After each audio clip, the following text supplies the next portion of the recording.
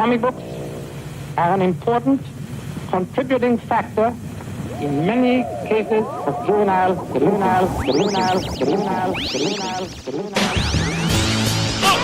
the sky! Faster than a speeding bullet. Holy, here we go again.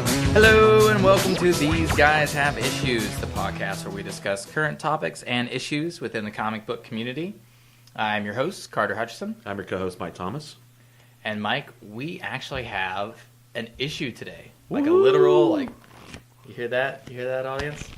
That's the sound of Detective Comics 1000. The sound of paper. Sound of paper.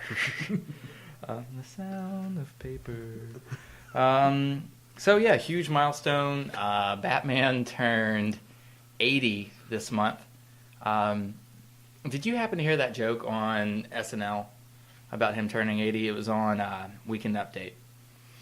They were like, this month the character Batman turns 80 years old, which explains his new supervillain, Jamaican Nurse. Gosh,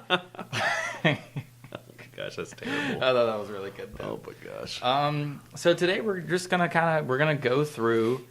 DC put out it's about 100 pages maybe. 96 giant page. Okay, a 96-page giant in celebration of Detective Comics number 1000. It's got several stories by kind of like a who's who of Batman artists and writers. So really we're just going to kind of go through from the beginning, and I think each of these stories will kind of spark different Batman conversations. So that's kind of the way I was thinking of doing it today. Sound good? Cool, man, yeah. Okay, but like always, before we break into the full meat of the podcast, here's a quick word from our Patreon. All of Grassroots Comics is funded through our Patreon, patreon.com/grassrootscomics. For as little as $1 a month, you can become part of the Grassroots Comics community, which includes many perks, such as having your name mentioned in this segment of every episode of the podcast, the ability to suggest topics of discussion for shows like These Guys Have Issues, access to the private Grassroots Comics subreddit, where members can continue discussions started on the podcast or start their own, behind-the-scenes access to the GRC studio, and early access to digitally released comics and Classic Cartoon Rewind. So it is the goal of all of us here at Grassroots Comics Productions that one day the Patreon is strong enough where we are able to produce the stories, artwork, and stop-motion animation shorts pitched and selected by the Grassroots Comics community. But the only way that becomes possible is with a strong Patreon. So if you feel that the entertainment value you receive from this podcast is at least worth 25 cents, then please become a Patreon contributor today, and with our powers combined, we can have all of our stories heard. All right, now let's get on with the rest of the show. Okay, we're back, and I do just want to say that our Podbean, our hosting site, allows us to see where our listeners come from. So Ontario, Canada listener, here's to you. Shout out, bro. We're all about it. Thanks for listening to us. You're our first listener up in the True North. So we appreciate that. We're ever expanding globally. Grassroots Comics, global Let's go, market. Okay, so let's kick it off with the first story here. Give me a moment to get my shit together. You're fine. I just want to let y'all know that we all know that Carter is a huge Batman fan. I'm a big Batman guy. So yeah. this is right up his alley. Did you read Action? When it bothers me so much the way you're bending that. I know issue. Carter has this really big problem with me reading his comics because I always buy trades. I never buy single issues. This is the first single issue I probably bought maybe in 10 years. I would say. Wow. Yeah, 10 years. Because in high school was the last time I bought a single issue copy of anything. And so other than that, it's been trades. So the way I'm holding my book is what I would hold on a trade. Yeah, and that's so how an industry dies, ladies and gentlemen, is people wait on the trade. So I kind of bend the cover, and Carter's freaking out because he's slowly dying. He treats it like like disposable medium. Like it's a book. Weird. Like there's going to be another one next month, you jerk. I bag and board everything, and I'm not quite to the point of pulling the book out of the bag with tweezers or something like with that, gloves on. and setting it apart. I'm not quite that way. Now, issues like this, I normally do by two, one to read and one to Yeah, I completely understand that. Which this one had so many cool covers that I knew I was going to at least buy two. Yeah. The cover I'm most excited about is the one honoring the 50s. They did like different covers for every decade. And the one honoring the 50s is by Michael Cho, who's already one of my favorite artists working right now anyways. But it's called like The 1,000 Nights of Batman or something like that. It's just a ton of different wacky. There's like Rip Van Winkle Batman, like scuba diving Batman, zebra Batman, giant Batman, Scottish Batman. That's my favorite. Something about Batman that killed, man. It works. I want to know more of that story. Oh my gosh, that's stupid. It is stupid. It's the 50s. It's wacky Silver Agey stuff. Okay. How does he fight crime at night in a kilt? Dude. Come on now. It's a guy who dresses up like a bat. He's going to be cold. Suspend your disbelief. He's going to be cold. Which, by the way, was almost the name of this podcast. Really? So, isn't that a great title? Suspend your disbelief? Yeah. Someone out there, you can steal that. Okay, so the first story in Detective 1000 is entitled Batman's Longest Case, and it is written by a Scott Snyder and a Greg Capullo, famous for their New 52 run, which, Mike, you're a big New 52 Batman guy, yeah, right? I read all of Scott Snyder's New 52 from beginning to end.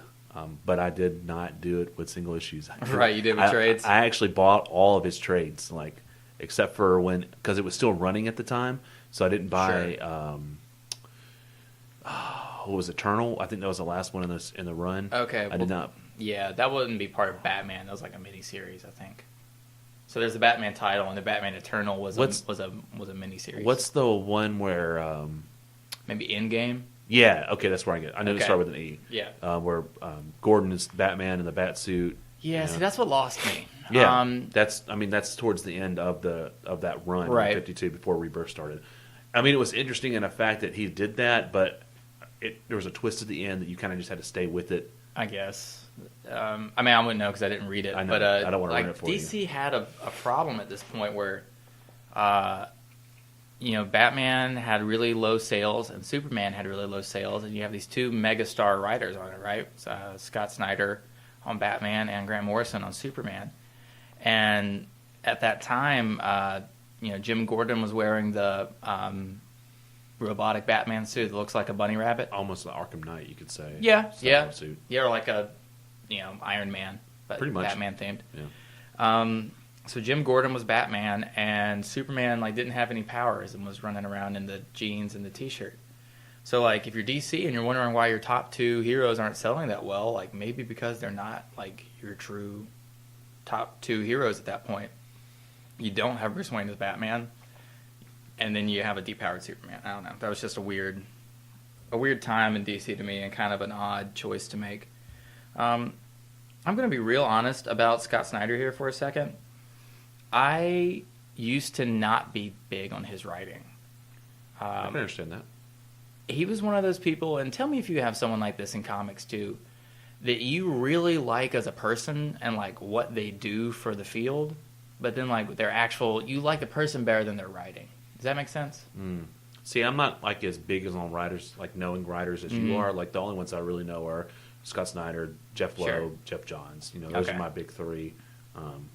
Outside of that, I couldn't tell you really. Well, I mean, Frank Miller and Alan Well, yeah, Moore. I meant working today. Well, type no, guys. well, just still just I wouldn't actively go pick up a Frank Miller comic. I would pick up a Scott Snyder. I'll comic. go to a book just for a writer. Yeah. If it's a writer I know and really trust on it. Yeah, Jeff Johns, I'll pick up anything that he writes. He's writing Shazam right now, by the way. I know. That's I saw awesome. them. You got a little stack over I here. do. I'm behind on it. I need to You catch gotta wait up. for the trade, huh? Like me. No, I'm going to burn through those single issues. I'm going to binge it. Not as But fun as I will watching say TV, though. I have really come around to Scott Snyder. I might need to go back and actually read his 52 stuff. Bro, man, it's perfect. Yeah, it's his Justice League that brought me around. Where I was like, oh, this is really good. He's currently on Justice League, and he's really reshaping DC Cosmic. Nice. But Scott Snyder is just an excellent, excellent person. I don't know if you follow him on Twitter. You should. He's always trying to lift up other people that want to do the same thing he's doing, and he ran a bunch of DC did this thing where they're bringing in new writers through a class, and it was Scott Snyder that was teaching it. Oh. So he's just a really cool ambassador, I think, of just comics as a medium. So I was excited that I did enjoy his little mini here.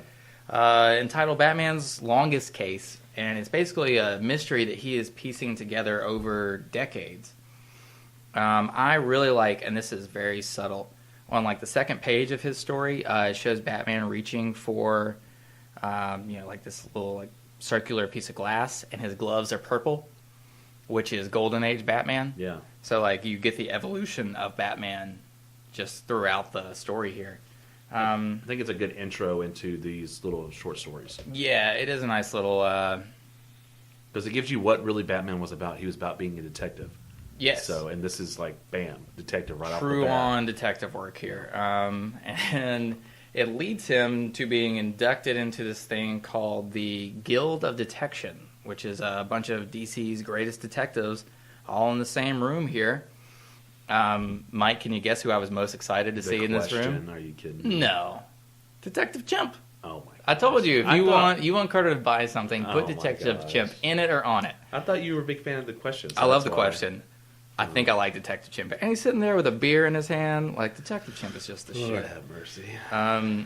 So, what? Let's see. The Guild of Detection, as far as I can tell, is Hawkman, Hawkgirl, The Question, Martian Manhunter, Detective Chimp, and you have any That's idea? elongated man. Okay, Digny? Ralph Yeah, Digny? Ralph Okay. Digny, and I think that's his wife.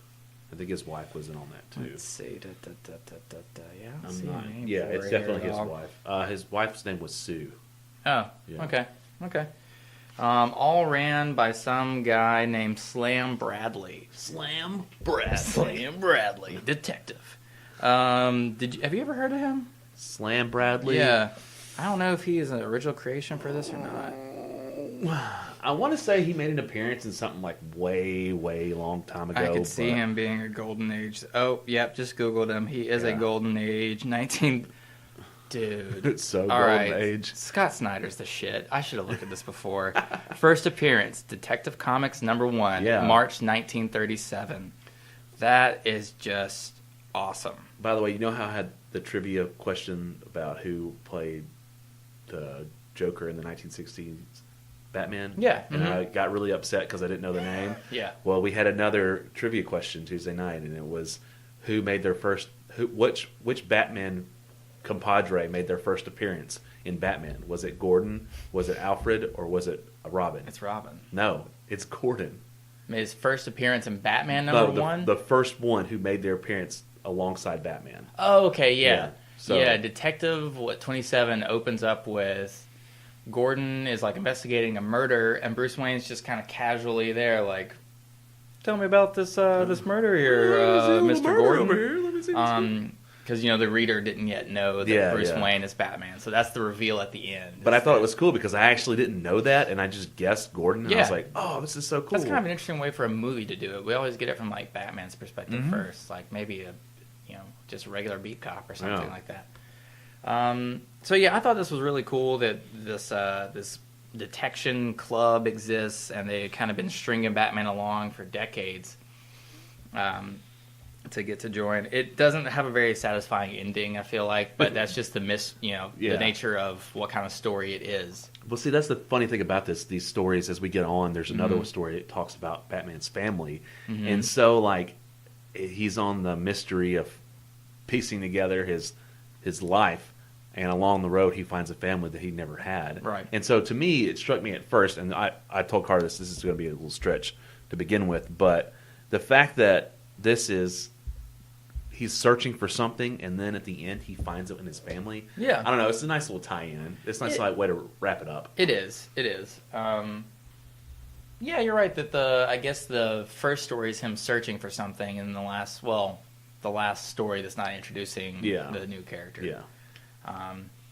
Okay. Yeah, that's really all I have to say about the first one. Yeah. Cool, man. Moving right along to the second one. Now, some of these stories would hit you with the title and the writer and artist immediately, and the other ones would wait till the end to do it. This one chose to wait till the end to reveal the title and the writer-artist pairing. But I don't know about you. As soon as I turned the page, I was like, "Oh, that's Jim Lee, Oh, of course. 100%." Yeah. So you get a really nice. I enjoyed this one a lot. This actually might be my favorite one in the book. Yeah, this is actually pretty neat of how they just tie everything in together. And you get some like nostalgic callbacks to like Bruce's or Batman's villains, like all across the spectrum. But then it ties into the very beginning, the very night that Batman became Batman. The beginning of Batman, that's Yeah. right. And wasn't it you that didn't know who Matches Malone was? We were talking about that. Yeah, a couple? yeah. I didn't know. I know. Here he is. And I was Here's like, his underworld crime persona. I wanted to like scream when I read that part Right. because I was like, "Oh my gosh, this is Matches Malone. It's Matches Malone." Carter told me this, and I'm like, So, like, basically, Bruce's disguise is Matches Malone in this seedy Or pawn shop. Batman disguise. Yeah, okay, we're not touching that one this time. Actually, I think the real answer is that it's Batman. Yeah, Batman's Batman. a person. Yeah. See how uninteresting that was. Well, can't we've already make had an hour and a half this out of argument that. about how Superman. that not Clark, Bruce is the guy he has to Right, and to Batman's pretend to be- and then yeah. he's actually Um, no, so this is about Batman. Right, there we go. So Matches Malone is in this shady Gotham pawn shop that's apparently known as the Gotham Gift Shop. And what this guy does, What it a sounds great like, name. is when supervillains attack the city and he kind of cleans up the stuff before the police get there. What was that Marvel crew? Damage control. Damage control. He's Yeah. kind of like Damage Control, but like if Damage Control hoarded all the like props from True. villains and then Vulture. Yeah. Wow. Yeah. Yeah, I know. Right? Good tie. And then try to sell them on the black market. Yep. Did you like see where this was going? Because I kind of as soon as Well, I didn't see it at first, but like as soon as he pointed to the gun and he said something about the Wayne murders, I was like, "Oh, this yeah. is Bruce." Mm-hmm. But so you didn't even know that like Matches Malone. Yeah, Who's yeah, that? yeah. That's hilarious. I didn't put it until the end. And I was like, "Oh, that makes perfect sense now." That's why I said, "Oh, Carter, I know what." There we go. So I did love this part too. The where the guy's talking about like normal people that come down to see him in the Gotham gift shop. Yeah. And he's going through like talking about the different Rogues gallery. And he says, or they listen to that Rogues Remember podcast, the one everybody loves so much, right up until the host got killed by Clayface. As a host of a podcast. Yeah, we're not going to get that killed made by me laugh. Clayface anytime soon, though. It was also a clue as to who the writer was for this this short. So I was reading that, and I saw like a little podcast mention, and then at the top of one page, it's basically you're getting like a Batman fighting a bunch of different people in the Rogues Gallery. And the top of one page, he is fighting this guy who's in a trench coat, all black, and he has several like circles on a black mask. That is the villain Automatopoeia. Have you ever heard of this guy? I have not. That's the only one that I had. Yeah. I was like, who the heck is this person? Because So I knew pretty much everybody else that was in the... Automatopoeia is kind of cool in that he will show up and like he talks in whatever automatopoeia is he's about to like execute. So if he's about to shoot you 3 times, he'll go bam, bam, bam, and then the next panel is him actually like shooting, and you see the bam, bam, bam side sound effects. He is a creation of Kevin Smith. Was in Kevin Smith's Batman run, either Cacophony or Widening Gyre. I get those confused. But he's mostly known as a Green Arrow villain as well, which Smith did a run on Green Arrow as well. That is, in my opinion, is probably better than his Batman run. But as soon as I saw Automatopoeia there, I was like, oh, this has got to be a Kevin Smith little story. And lo and behold, it is. Also, it is very Kevin Smith to take the like physical representation of someone's pain and work that through your story to be someone's like protection. Yeah. So the overall story is Bruce is trying to find the gun that killed his parents, and once he gets it, Alfred is like, I threw my back out helping you bring that giant penny down here. I can still remember the like logistics of trying to get the dinosaur down. But this is one trophy that I can't really condone you keeping. And Bruce lets him know that he doesn't want to keep it. He melts down the gun into just a plate of iron and uses that to protect his chest, his heart, underneath the bat symbol. So what's the line? Batman says, I'll take this metal that broke my heart as a child, and I will use it to protect my heart as a man. And that is justice. Oh, gosh. I was not hearing Bale voice in this. I will say I heard different Batman voices. As you read these? Yes. Yeah, I can understand that. Yeah. Yeah. I always think of, like, I guess the first voice that really popped in my head for this one would have been Michael Keaton's, but then I started thinking about Christian Bale. Yeah. So Smith would probably be okay with Michael Keaton. He's a Yeah. big Batman '89, like kind of changed that guy's life. yeah, But yeah, I just Kevin Smith as he's gotten older tends to write stuff that is more like kind of sweet and has like a warm and fuzzy feeling at the end of it, and I definitely got that from Yeah. this. That's just a brilliant use. I feel like to get Batman's gun and use it as his Kevlar kind of. yeah. Anything to add to that? No, Cool. Also, I can't believe they paired Jim Lee with Kevin Smith. I know, right? That's a little surprising to me, and I'm sure surprising to Kevin Smith. He's like, I get to work with Jim Lee. Like Jim Lee basically runs DC at this point. Well, So- him and Jeff Johns.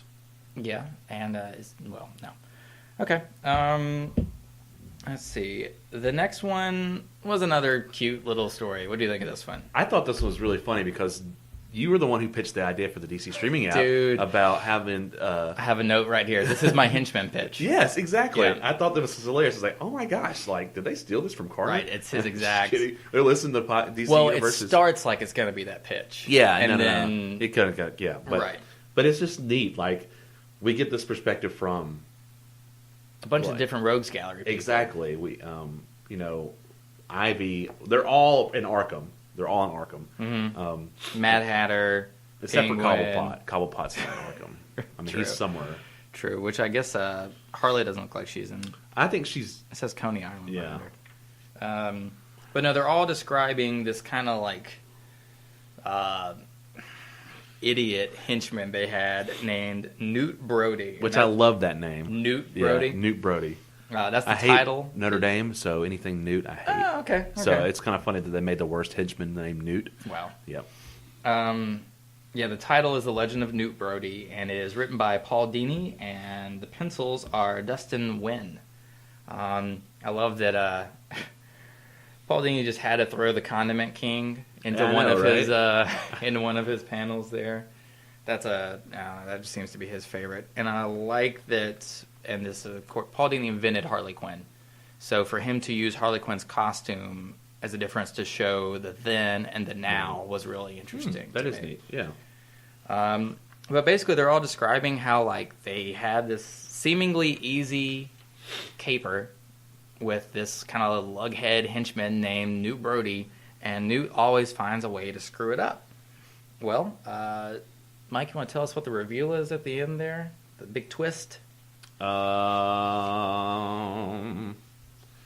big twist. I read this one kind of fast. Sorry.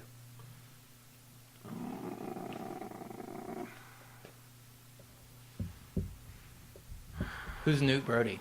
It's Damien. It's everybody. It's a shared identity. I thought it was Damien. No, so you did Oh. read that fast. Yeah, I did. Because That's the only one I Bruce read even fast. says, sharing this identity among ourselves has been effective, even amusing. But in light of this very public expose, I think it's time to retire our friend Mr. Brody. Oh, okay. And it's My bad. Damien that wants to use Yeah. it with Newt Brody Jr. Yeah. So I My thought bad. this was a fun setup. That ending is a little like, This like is also just- the time that I fell asleep down Oh, there, too. So Carter, I've talked about this many times. Carter's Man Cave or Fortress of Solitude is really freaking awesome. Studio 52. Yeah, Studio 52. It's very quiet, and so when I get down here, like I read the comic book earlier, and I'm an old man. I get up at 5:30, 4:30 every morning. I got to this comic book, this story in the comic, and I just kind of nodded off just a little bit, kind of like what I did with Lego Batman. Oh gosh. So, And then formed an opinion on it. and then formed an Great. opinion on it. Great. So, like I'm forming an opinion on this blue book right now. But yeah, I thought it was a fun setup, but it didn't quite stick the landing. No, to me. it didn't. This wasn't one. I Of mean, my, obviously, my because I favorites. fell asleep in it. Yeah, I guess that's fair. So- I guess that's fair. The next one, though, I really, really enjoyed this one. yeah, this one was really neat too because kind of puts an esque of like, what's that little scene in Sherlock Holmes where he's like, I'm a tactician. He's going to throw a punch. I'm going to look here. Which Sherlock Holmes are we talking about? Robert Downey Jr. from Sherlock Holmes. Okay, first one or second one? It's got to be the second one where he's in the fighting pit. I only saw the first one. Which is the one where he's like calculating the guy's punch and stuff like that. Anyway, there's a scene where Sherlock is like, he's already played out how the fight's going to go in his head, and so then they show the fight, and he does it exactly how he says. He's going to throw a left hook. I'm going to duck, punch, hit the nerve, whatnot. And these little cut scenes here, once these henchmen get to the bunker, and he's like, "This is about to be my symphony," and he's just like, right. It's like the stage set. Yeah, it's like he just moved, and of course, everything that he says, I believe, is a form of chest. That's what the pieces. Yeah, that makes a lot of sense. Where he's like H3. Yeah, I think those are spots on the board, and so like he's that would be cool. He's got a chessboard out there, and he's playing the game, and he right. That's awesome. Yeah, that's awesome. But it's just really cool, and then of course the ending of it is fantastic. It is good. Where he like, I'm sorry, go ahead. No, you're good. So this one is called The Batman's Design, and it is written by Warren Ellis, and the pencils are by Becky Cloonan. Becky Cloonan. I am not familiar with her artwork before, but this is excellent, man. Yeah. Like, to me, this read the most like when I pick up a Detective Comics issue, this is what I'm expecting on the inside. Like, gritty, urban, crime, noir drama, right? Yeah. Almost even better than the pencils. And this is going to be the only colorist I'm going to mention all episode, but Jody Belair, these colors are popping. That page where the bomb finally goes off, like the page before it is all like dark and smoke, and then boom, the next page hits you with all this orange and red. It's just gorgeous. And then the picture of Batman standing there in the fire. I am really liking this move. Several DC artists, like Nick Darrington, have been making a move to like kind of simplify Batman's look a little bit. It's not as many lines per se as like a Jim Lee artist would have. And the main reason being is that the people who are animating these are mostly around our age. And what Batman did these guys grow up on? But Bruce Timm's The Animated Series Batman, which was a boiled down, simple design, minimalistic, very little lines. So I would be over the moon if Warren Ellis got on a Batman monthly title. That'd be cool. To me, of all the ones in this book, he's the writer that kind of sticks out to be like, I should be writing these like every month for you. Yeah. I'm probably a little biased to him as well, but I know that he, I think the previous work of his I'm a big fan of would lead into Batman, and that he wrote probably my favorite run on Moon Knight. Okay, cool. Which Moon Knight is very similar to Batman, just set in Marvel. So yeah, this one easily one of my favorites in the whole series. Besides, I thought the villain was a little womp womp. He's kind of like an incel. You know what I'm talking about?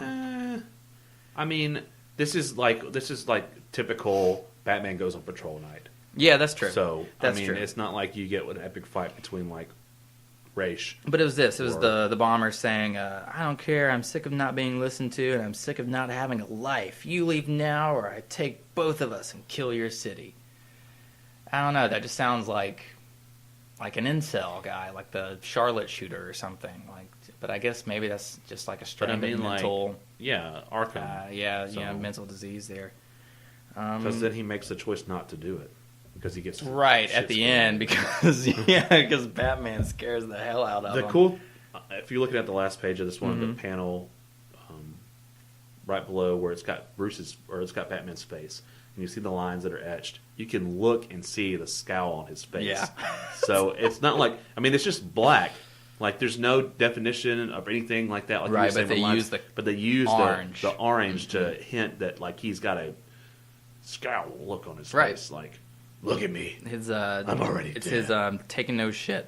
Yeah, the look at me. It sounds like that. Yeah. The letters look like Heath Ledger's writing. Yeah. Is this what you want for yourself? And the guy's like, no. But I like how he refers to his like beat as like, this is my haunt. Exactly. Right. He's like, this is what I do. This is my haunt. I'm here every night. I am trapped in this place, and all I do is haunt the living. That's pure Batman. But it's also like Warren Ellis has this like cloud of melodrama and all the stuff he writes that screams Warren Ellis to me too. But it's great. It's great. Standalone, that might be the one I would reread the most in this. Oh yeah. The next one was a Denny O'Neil story. If you're not familiar, Denny O'Neil basically reinvented Batman in the 70s. I want to say he's the inventor of Ra's al Ghul, along with Talia al Ghul. He did the whole like Demon's Quest storyline where Batman has to fight Ra's while he's shirtless in the desert with swords. Yeah, that takes a snapshot later on. Yeah, he basically he made Batman kind of this James Bond type character, this globe-trotting, gadgets, women. It was the 70s, so he had a hairy chest. That's Farley. all. Well, you know, they even mentioned that in animated series. Did So, they? yeah, there's an Oh, okay. episode where it's the first episode where he's like fighting Ra's and he falls in love with Talia al Ghul. They're out in the desert, Right. and he's got his Yeah. shirt off, but it's not hairy, of course. No. He's just like chest wide, Right, one line one for line. the pecs. Yes, exactly. Love it. Bat chesticles. Bat chesticles. So the story is titled Return to Crime Alley, written by Denny O'Neil and drawn by Steve Epting. Any thoughts on this one? I thought this was pretty neat, as in a backwards origin story. Backdoor origin story, you could say. Okay. Like, we're not getting the perspective of Bruce. We're getting the perspective of someone who helped Bruce through a difficult time. Of Leslie Tompkins. Yeah. And she does not have a very favorable perspective of current Bruce Wayne. Exactly. She doesn't think that Bruce's parents would enjoy the fact that he's doing this right now. No. In her eyes, Batman is basically this like fascist, right? He's this overly cruel, kind of taking pleasure in beating up this gang of kids, really. And she's kind of constantly trying to convince Bruce to like have mercy on them. But with Batman, there is no mercy. It's almost like the fact that these kids, like if they were adults, she probably wouldn't have a problem with it as much. But since they're younger Yeah, kids, I mean, that's probably true. But in the sense, though, like I see Batman without Robin, and I see Batman with Robin. This doesn't happen. Okay, that's a fair point. That's Yeah. a fair point. That's going to lead into a question I have for you later. But Cool. I do love the very last panel that is Leslie holding one of the teenagers that Batman has been assaulting under the same street lamp that his parents were killed under in Crime Alley. Yeah. Very poetic, but I don't really like Leslie having this negative view of Bruce. This probably has to fit within maybe 2 years of Bruce being Batman. Okay. I would say his early years. It's not- Pre-Robin? It has to be. Yeah. Because he's not as he gets older, he gets less, I guess, edgier for when he gets family. When his family finally comes back around to him. Yeah. And so she's known Bruce his whole life. And she's like, I don't like the man you've become. This is not becoming of what your parents want you to be. You should have some mercy and dignity on people like of these guys. Sure. These guys are just probably immature kids, teenagers, Well, I think she would have a point that, like, so, Batman assaults these guys, these teenagers. The police come, then maybe they take them to jail, maybe they serve some time. Do you think they're going to come out of jail better than when they went into jail? No, but Batman is concerned with only one thing. Truth, Vengeance. justice. Truth, vengeance, and justice. Vengeance and justice. Justice, vengeance. Justice and vengeance. Is that from Lego Batman? No. Just kidding. But, yeah, I don't know. This one, meh. It was odd to me to see Denny O'Neil have a take on Batman that was this hopeless. But the thing is, Batman has to have some hopelessness to him. Like, he has to have points where he's completely hopeless, or else he's not the Batman that we know today. Yeah. Is that a choice you would make for a, like, celebration, like, Yeah. I don't know. Because it tells his overlying arc. Like, you have this Batman who's a detective, which we got in the first shot. I will agree to that. There does seem to be little snapshots of every aspect of Batman in this. Like, at the very end, we kind of get what the Batman we know now is pretty much a family. When back in the 90s and the early 2000s, we didn't get that. We didn't get Batman family. We got, broody Batman all the time. And so this kind of just, that's why I say it's probably in its early years as being Batman. Because he's not, normally he would just be like, at least in my opinion, he would be like, he would take the gun out of the kid's hand, pull the mask off, and be like, y'all need to go home back to your families. Right. And that's very, to me, that's very 90s-esque. Like, that is Batman animated series Batman right there. He jumps out of the, he comes out of the darkness, out of the shadows, and just scares the crap out of them, and they run. Right. Not bitch slapping them till they're almost unconscious. Because look at it. There's 4 guys down here. Yeah. 3 of them are knocked out cold. The other one is petrified. And but the best line is the end. He says, "You feel sorry for him," talking to Leslie, and she says, "No, for you." And to me, I feel like Batman needs those instances to be like, I need to be more humane about what I do. Sure, someone does need to be Batman's check to his humanity. So, like Alfred or Leslie. And even Alfred has a period where he is completely hopeless for Bruce. Right. Like, there's no coming back for Bruce. And I think the family has to do some of that with that. Yeah, man. Okay, well, moving right along to the next story titled Heretic, written by Chris Priest and drawn by Neil Adams. So one thing that's odd to me is that Denny O'Neil and Neil Adams have stories right next to each other. Why not have Neil Adams draw Denny O'Neil's story and bring the band back together for 5 pages? Beats me, bro. I don't know. Yeah, that doesn't make any sense to me. Beats me. What do you think of this one? I don't have too many notes on this one. I don't either, just because we already know that Batman is ex-League of Shadows. Right. We don't need to have another person ex-League of Shadows trying to recruit people that don't want to be in the League of Shadows but want to use their tools for good. Well, that's what Batman's doing, right? I know. That's what he's doing. This guy is kind of doing what Batman wants to do but ends up dying. So he's not as good as Batman. Mm-hmm. And that's why the League of Shadows came after him. I will say there's one panel on here. It's right underneath the Heretic one in the middle where we actually see Batman's eye, like his pupil. Yes. We don't actually see just the whiteout versions of it like we normally would. So it's kind of cool. And then, of course, if you flip towards the last page of this story, or I take that back. It's not the last page of the story, is it? Yeah, it is. Him standing there with him the staff. standing there with the staff, and you can't see his pupils.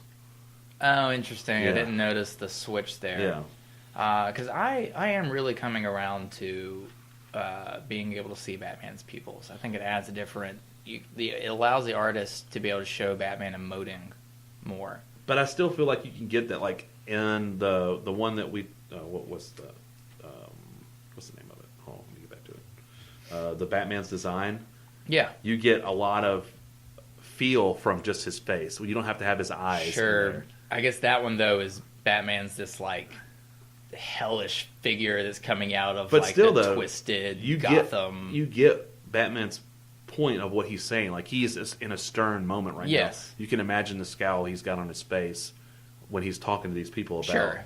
The story, I guess, that really did it for me was the pupils was Batman Earth 1. Okay. Batman in Earth 1, you see him with his pupils. Yeah. And I really enjoyed that one. Yeah. But so, yeah, basically this guy is found murdered in Gotham who worked for the Thomas and Martha Wayne Foundation. So Batman, goes on a detective hunt, finds out that he was a member of the League of Shadows, tried to leave, and then his own brother ended up killing him. So...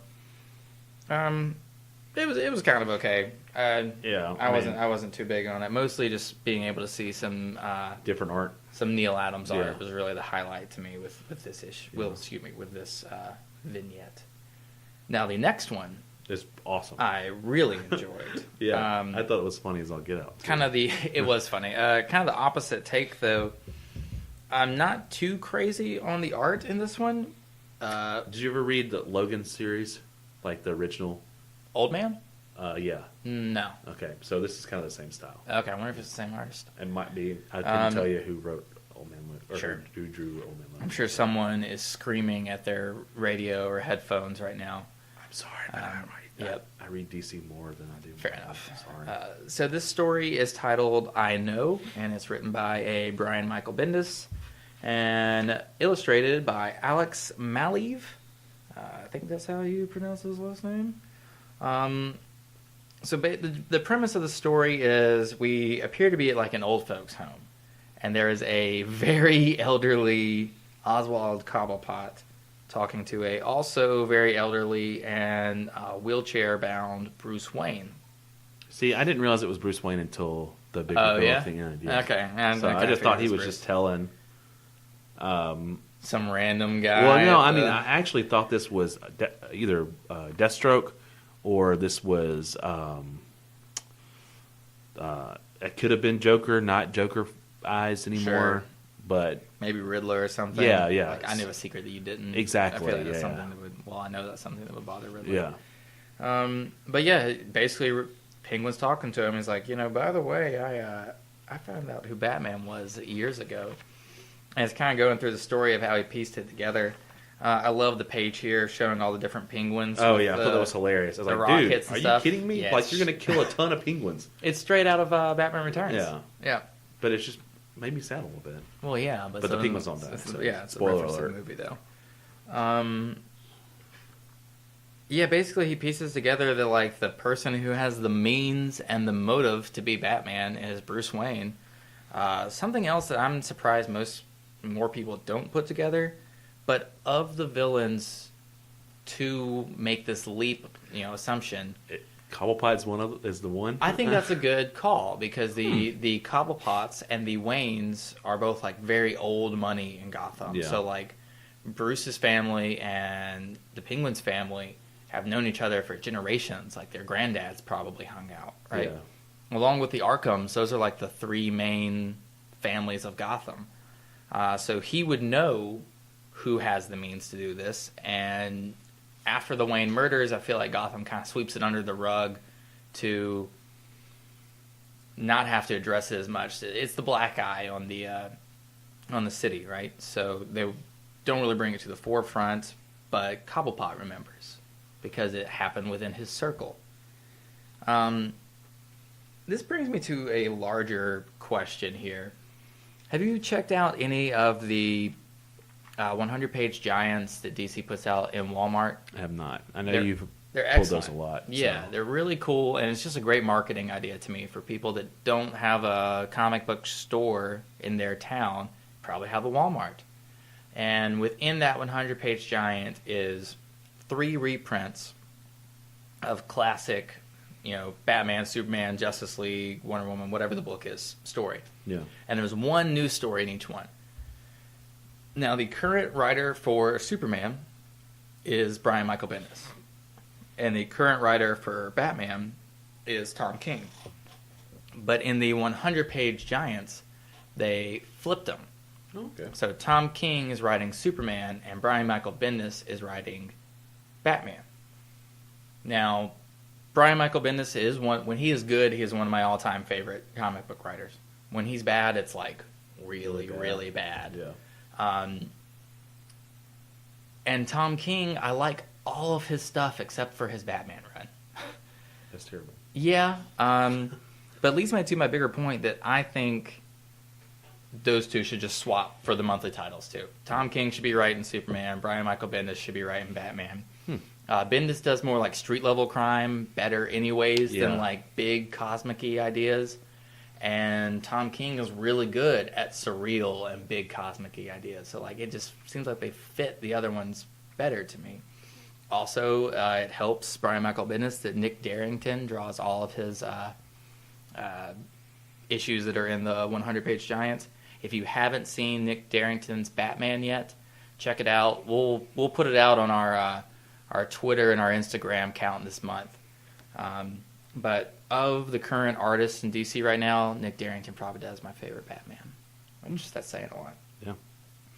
Yeah. So yeah, basically it goes back to the very end here, where Cobblepot is telling Bruce Wayne, I knew the whole time that you were Batman. But Batman then kind of like calls him on it. He's like, yeah, I knew that you knew, Oswald. Same way I knew what a coward you were. And that's just the end. And then Oswald's getting carried away, and he's like, they told me you couldn't talk. They told me you couldn't speak anymore. And then Bruce is just like, good visit. He's just like... And to me, like, when I imagine Bruce old, I imagine... Batman Beyond? Yes. Yeah, so I'm right just there like with that. Old Kevin Conroy voice. Yes. The one thing I'll have to say that I take away from this is that when Cobblepot realizes, you can see the look on his face, that he knows that he's Bruce, and no one else in the group knows, the Legion of Doom or whatever you want to call it. Sure. He like has this kind of like Sly smirk, like he's like, I don't know, it's just something that I don't see from the Penguin. And I will say this, the shot of him looking at the screen looks like Danny DeVito's Penguin. Yeah, And I was like, oh my gosh, that's so cool. Well, I think the artist here pulled heavily, clearly from that first big splash page that shows the penguins with the little radio antenna caps and the rockets, the candy cane striped rockets to their back. Yeah. That's super 89, 92 Burton Batman. Yeah. So yeah, I really enjoyed this one. It proves to me more that Bendis should just be on Batman in general. And again, like I like most stuff Bendis does. I'm not big on his Superman stuff. So I don't know. That's just my opinion. They should swap. Okay. Next one. The Last Crime in Gotham. Written by your boy Jeff Johns. Yeah.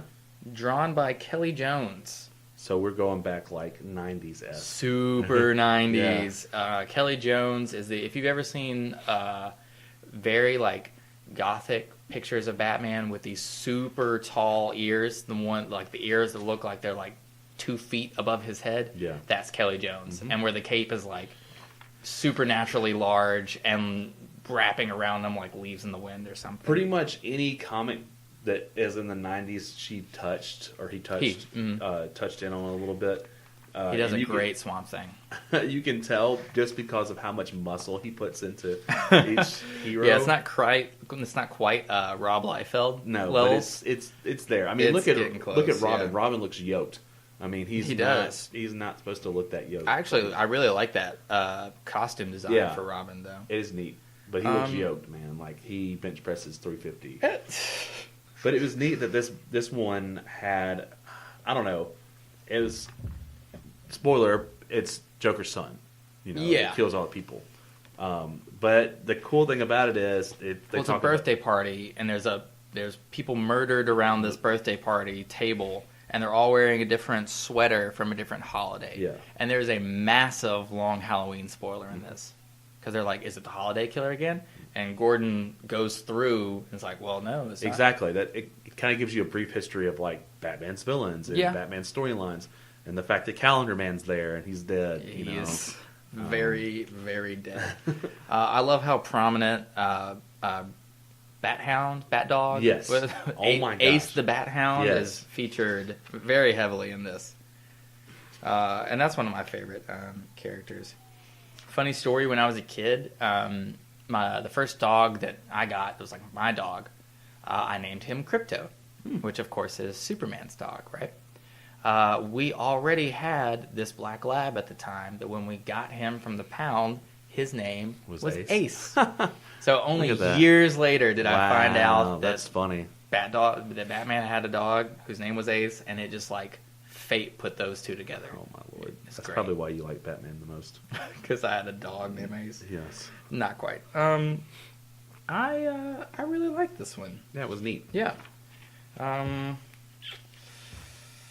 Let's see. Wasn't there like a sweet ending kind of to this? I hope you made a wish. Happy birthday, sir. And it shows the Joker's card. Right. Because the Joker's dead. Joker's son's dead. Pretty much every... Oh, right. Crime is gone, basically, right at the beginning of this one. So like, this was like the last crime. And so I think that the reason why why Bruce made that wish is he wants crime to return because of my purpose, maybe. I don't know. Fair. Between the lines. With this being Jeff Johns, you think this ties into his 3 Joker theory? It could be. I could see that. Honestly, for this being a Jeff Johns story, I was a little underwhelmed by this. To me, Kelly Jones's art is more the hero of this story than Johns' writing. Yeah. But Bless he's taking over everything, so you kind of He is. take it with a grain of salt. All right. This one was pretty neat. Dude, I love The Precedent. Okay. The next one is titled The Precedent, and it is written by James Tynion IV and drawn by Alvaro Martinez Bueno. And I can say this, the art is muy bueno. No. Muy bueno. You dying a little inside there, Paraguayan? One of my 9 lives is going on. I have to go back to the Lazarus pit after that. There we go. I hear they're around. So first of all, the art is fantastic. It's wonderful. Yeah. There's such a sense of it's whimsical, and I guess it's Robin is really in the forefront with this, right? And you kind of see Batman in the shadows behind him, or like engulfing him almost in some pages. But this story just did a great. Well, let's start at the very beginning with it. How about that? It is Alfred trying to talk Bruce out of bringing Dick Grayson into the crime-fighting fold. That he is worried about the precedent that's going to set. I thought the point that Alfred makes here was this is to me the heart of why Batman needs a Robin, and it's Alfred saying that your damage and your issue came out of a place of extreme darkness.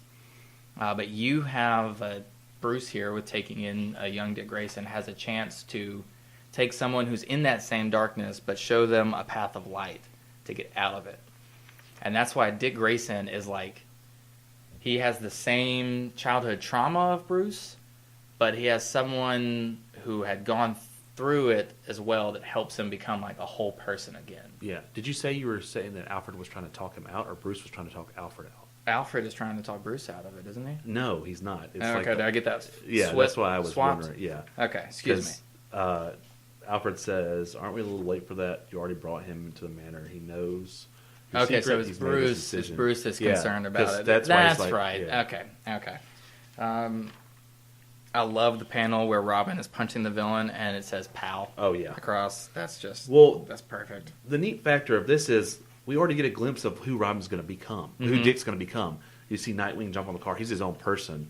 We see him through the Teen Titans. And exactly. That's, to Alfred's point, that you helping piece together back this little boy is going to allow him to have real meaningful relationships and friendships and romances in the future that Bruce is simply not capable of. And then he'll also have a relationship too. So that's fair. It's almost like Alfred's coaching him to do this just because he knows he needs to have this part of him. Agreed. The family. The great detective finally finds all the clues and has the family. Yeah. Oh, so you're attempting to tie all this. Brother, it goes right into the next story too. Yeah. This next one, I guess that's a good point. Well, let me just say again that last page for the precedent, though, that is Batman and Dick Grayson doing the candlelit oath that's so ingrained in pop culture. It's just great. Also does a candle oath, the Court of Owls. Oh, interesting. Interesting. You would have known that if you read this. I need to, because I really like the idea of the Court of Owls. Yeah, it's really neat. I almost picked this one as my favorite, and I was like, well, it's not really like a Batman story though. It's more like a Robin story of the importance of Dick Grayson and Robin to not only Batman, but mainly to DC just as a whole. The Bat family started with Robin. Yeah. So the first surrogate son, and then we go into the next story. Yes.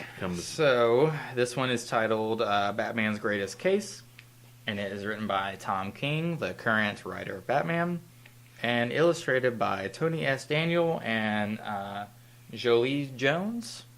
Jolie? Jones, yeah. She has there's some accents on it there that I'm not sure how to tackle. But thoughts on this one? I thought it was cool that we get every member of the Bat family. I did like that. And to be honest with you, 3 that I did not know. Okay. Yeah, they each have their own, like, very distinctive voice, too. And they Yes. kind of get paired off. So the one who's got the hood over her head. Spoiler, the purple Yes, hood? yes. Okay. So I knew of her, but I couldn't remember what her name was. Did you ever read, like, War Drums or War Games or anything? No, I've seen like snippets of them, but I never like fully sat down and read She all features of prominently in them. that. Yeah.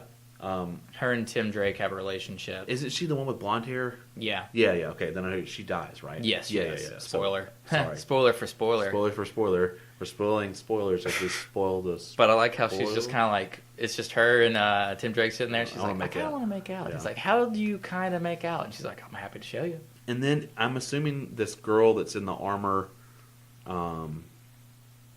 You're going to have to be more specific. it There's- looks they're like a both League in of armor. Shadows armor a little bit. Yeah, the Asian American one. Yeah. Mhm. She is Cassandra Cain, okay. former Batgirl. Okay. Yeah. Currently, I think she's going by the name Orphan. Okay. The last I Wasn't was she- reading, Detective Comics was a What- team featuring her and Batwoman. Yeah. Because isn't she Batwoman's love interest? No.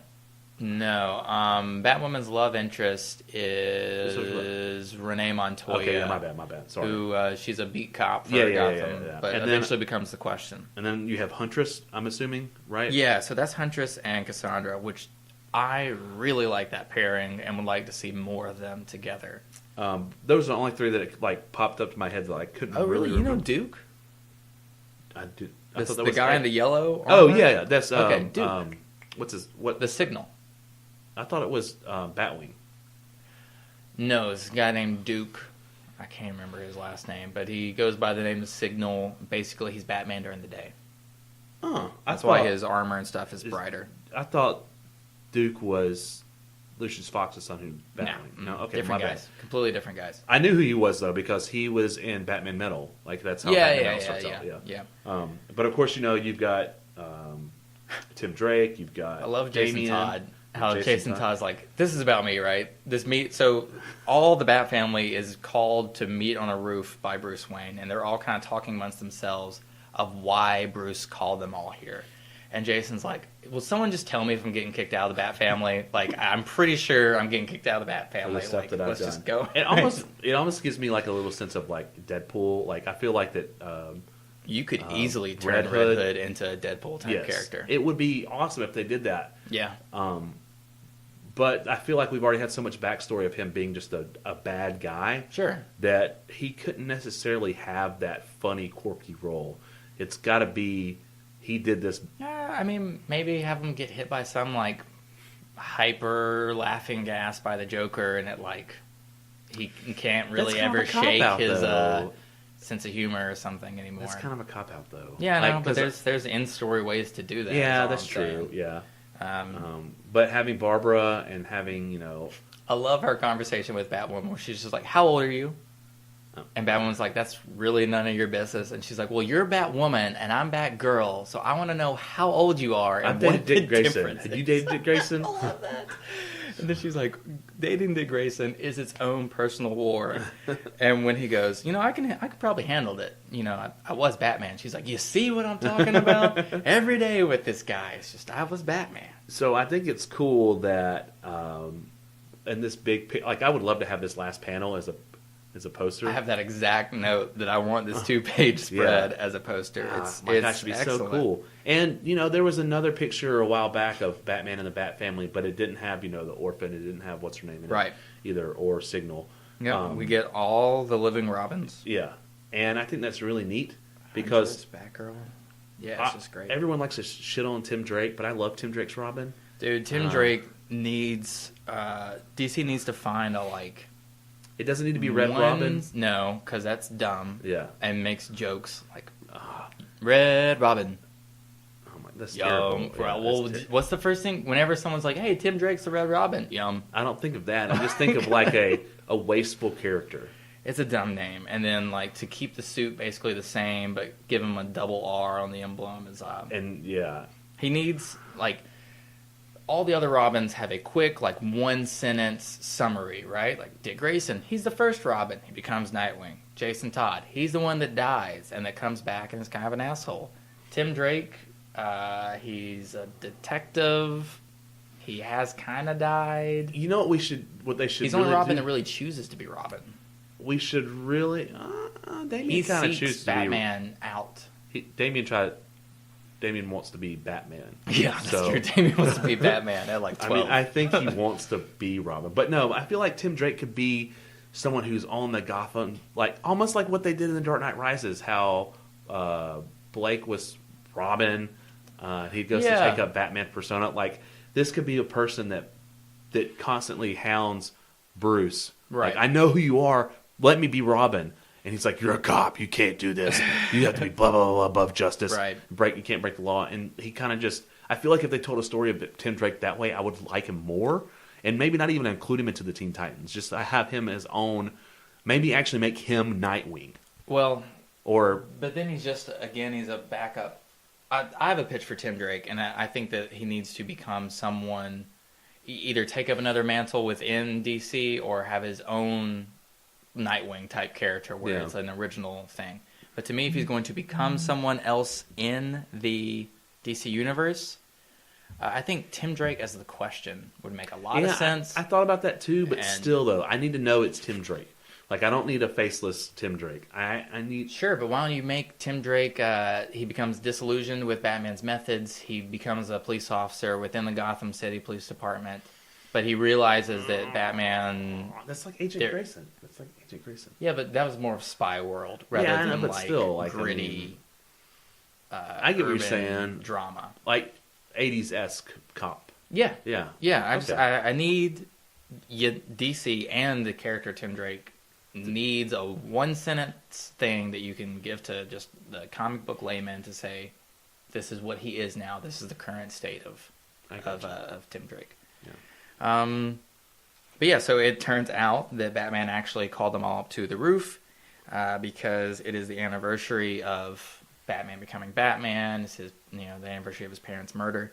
And he takes a nice big family photo. Yeah, and he takes it back to his parents' graves and lays it down there saying, "Look, Mom and Dad, I've finally found my family. That's a great... All the clues I've found." I am willing to bet you that Scott Snyder picks up that Guild of Detection thing into some other kind of current... Oh, that'd be really neat. Further Well, it's run. almost like Justice League Dark, how Batman joins that aspect of it. Yes. And kind of works with John Constantine. Now he's working with all these detectives, and they're trying to figure out cosmic level mysteries, not just who killed Joe Schmo. Yeah, true. And again, Snyder is doing Justice League right now, which is dealing with it's rewriting DC's cosmic history. So it would not surprise me if Snyder had that kind of dovetail into his own series. I also loved, and just another quick little comedy part here, is when they're all, again, trying to figure out reasons why Bruce called him. It's like, maybe because we've all died? And then someone goes, I haven't died. And someone responds with, give it time. Yeah. That cracked me up. Do you ever watch DBZ Abridged? No, but I've heard about it. And actually, it sounds like something I would like, because that's my main complaint with Dragon Ball is all the screaming. So, no lie, I will watch that over the actual like Dragon Ball Z. They need to put out something official like that. That's just, here's Dragon Ball, just like edited and cut down without all the stuff you don't care about. Well, they had Dragon Ball Z Kai. Is that what that is? Yeah, Okay. I mean it's like a great idea. Right? Yeah, but the Dragon Ball Bridge was like is a parody, so it makes fun of everything. Yeah, but it's still accurate to the time. I feel like there's one line where Krillin's like, "Oh, you haven't died? Oh, stick around, it might happen." And as soon as he said that, I was like, "Oh my gosh, they took that from a bridge." Yeah, nice. So nice. Okay, now on to this is the last one, right? Yeah. This is the very last one. So this one is titled Medieval, and it's written by Peter J. Tomasi and Doug Mankey. This one, is here to set up the Arkham Knight into actual comic book continuity. Have you played any of those video games, and specifically the Arkham Knight? I actually have not played any. Really? None of them? None of them whatsoever. Oh, It's a dude, they're travesty. so good. Everyone can hate me, call me out on Patreon, Reddit page, send me nasty emails. That's Emails. All the social medias. All the except social medias. Email. Except email. That shows you're an old man. I know, right? I told you. Email can email me at this and this. Bellsouth.net. Bell South. It's AOL.com. You can instant message me at. Yeah, what's your AIM login number? Yeah, I mean, this one, I haven't played Arkham Knight. I've played all the other Arkham games, and they're really good. I'm not too big on the idea of them bringing him into regular continuity, but I get the want to do it. He's a successful It's a money character already. Why And, not? yeah, why not?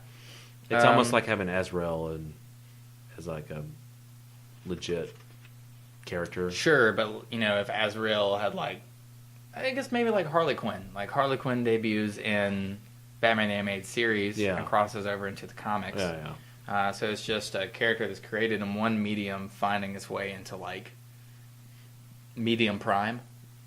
To steal a DC phrase. Oh, nice. I like it. These one-page shots, though, of Batman fighting the Court of Owls and Bane, and these are all really, really good. Especially the Ra's al Ghul and Talia one. Yeah, that's where he has both arms up and is blocking both of their sword attacks. So, are these is each panel done by different artists? No, it's all the same guy, as much as I can tell. Okay. And I really like the art. I'm not very familiar with that guy again, Doug Mankey. So it's like a slightly more cartoonish Jim Lee to me.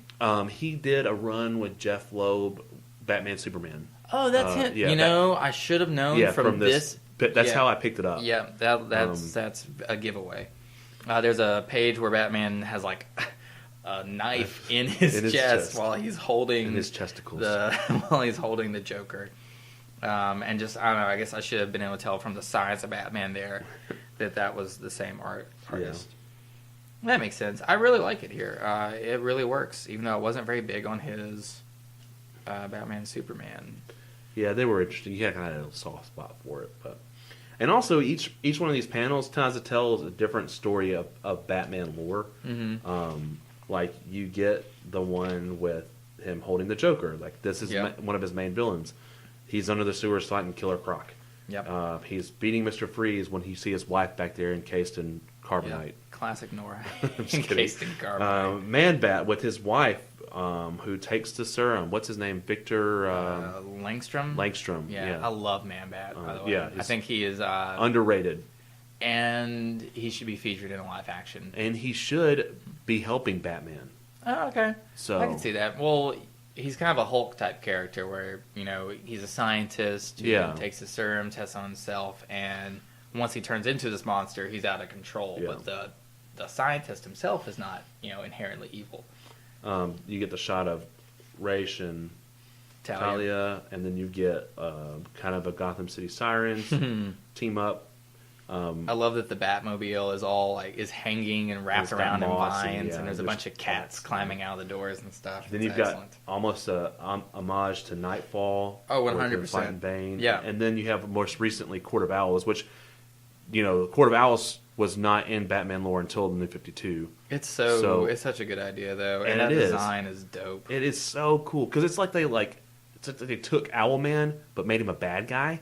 And then they had a cult behind it. Owls are natural predators for bats. So I just thought it was neat. And those masks, oh my gosh, freaky as all get out. The plain white ones especially, and I do like the Talon mask as well. I actually there was a special... I know you're talking about the owl mask. I want the same one, but with the V for Vendetta. Oh, yeah. That has the V mask. They also had a Joker one, too, from where he takes his face off. Right. That one disturbs me. Yeah, it's really crazy. Where the Joker cuts his own face off and... Yeah. And Face Off. Gross. John Travolta. Then you got an homage to the Lazarus Pit. And then just kind of a one shot of just characters, villains that we know, but they're not very prominent. Hush, Two-Face, which in every shot that they have Two-Face in this book, he's wearing red. I don't know if you noticed that. Mm-mm. And I really just remember Two-Face in a black and white suit. Sure, his suit should always be a contrast. Yeah. I mean, it should at least be two colors, right? Yeah. Not one color. I feel like that would drive Two-Face insane. More insane than he already is. Three-Face. And we're getting the Arkham Knight's narration over all this, and he has a lot of sympathy for the villains that Batman brings in. It's that same trope that we hear over that, like, is Batman worse than his actual villains? The Dark Knight Returns plays this up a bunch, where the villains are portrayed as these like mentally weak people that like gravitate around this dark symbol and kind of cast it on themselves. I'm a little tired of that trope, which I don't know if I'm gonna like dig Arkham Knight being in the comics because of that. I don't know. Do you have any thoughts on like I feel like a bunch of writers tend to want to make Batman seem more like out of control and like more evil than, or potentially more morally corrupt or compromised maybe than the villains he brings in. Well, I mean, you see in aspects of other storylines that don't necessarily point to the detail that he's corrupt himself, but the stuff that he does kind of seems like he's crossed the line a little bit, like having an end game to all the heroes. He's ready to take out anybody. In Doom, Justice League Doom. Justice League Doom. He's ready to take down anybody who goes rogue. Right. He's got a contingency plan. He's got the OMAC project, just in case. He's got Brother Eye looking. So you already got that nervousness, and I think that this is what's happened. You had that in Infinite Crisis. 52 kind of built onto that, like with the Justice League, New 52 Justice League, with some of the animated series. Yeah. And now we've gotten so much of that it's kind of brought to a point where, Batman is delusional. He's this crazy guy, and without his people, if he wasn't there, then these people wouldn't be crazy. That kind of deal. Yeah, I don't know. I guess, we'll see it play out. I think that's going to be the, continuing arc in Detective Comics going forward with Tomasi writing. But Tomasi is an excellent writer, too, so I have all faith in him. He did one of my favorite Superman runs of all time.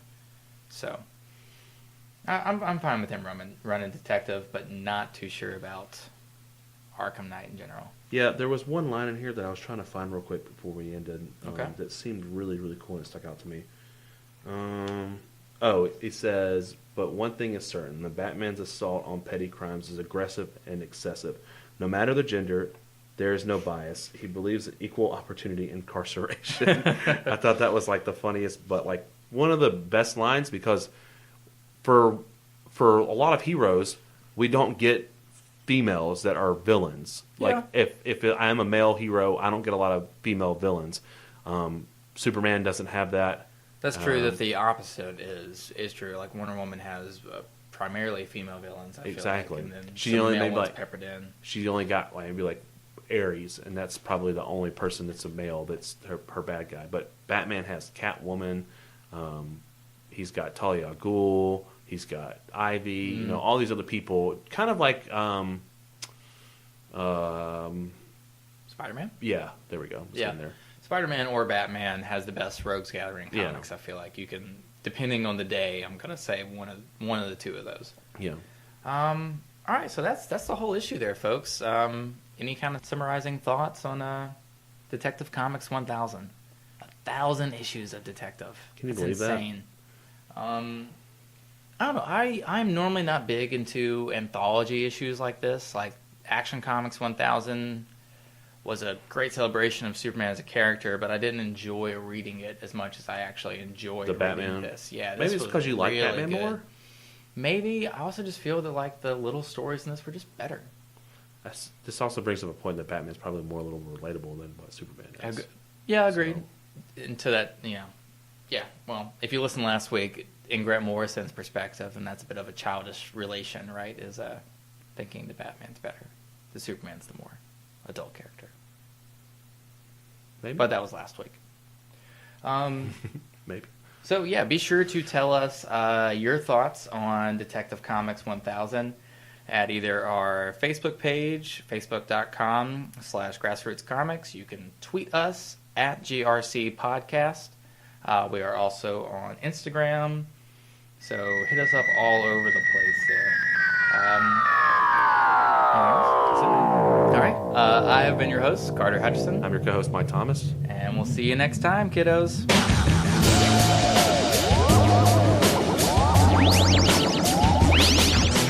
This has been a Grassroots Comics production. Da da da. So what's your story?